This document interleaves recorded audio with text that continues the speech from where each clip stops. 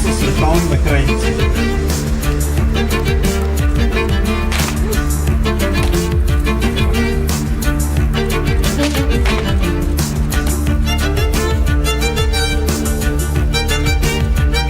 Силата, с която плющи бича, може да се равнява само на куршум. Силата на изстрелване на куршум. Това стресира врага и нанася много лоши последствия. Също много трудно за овладяване оръжие, което обаче нашите момичета се справят с лекота. Браво да ги побираме!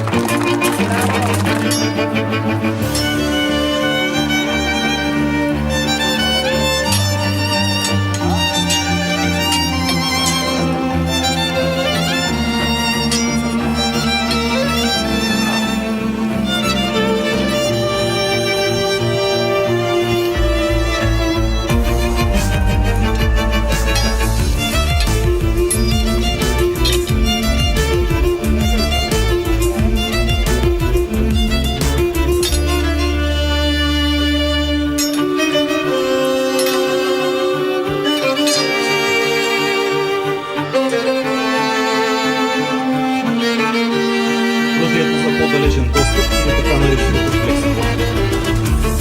Ще бъде представена директива, която легионерите са защитили, така че няма какво да се притесняват.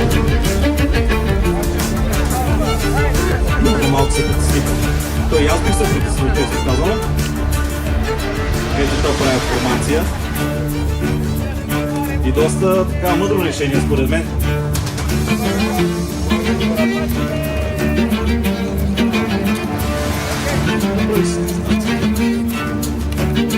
Виждате, тя справя се. Постепенно ще увеличава, докато оцели римляните. Ясно.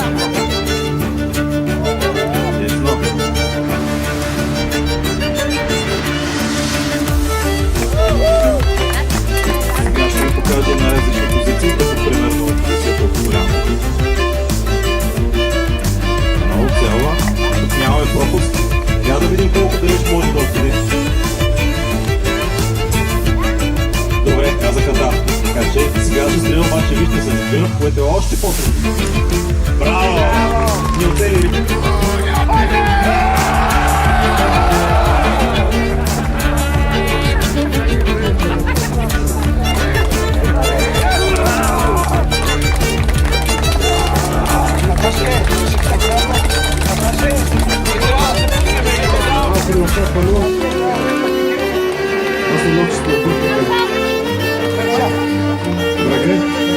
Вместо някакъв друг беше изследван в публиката, който се чари.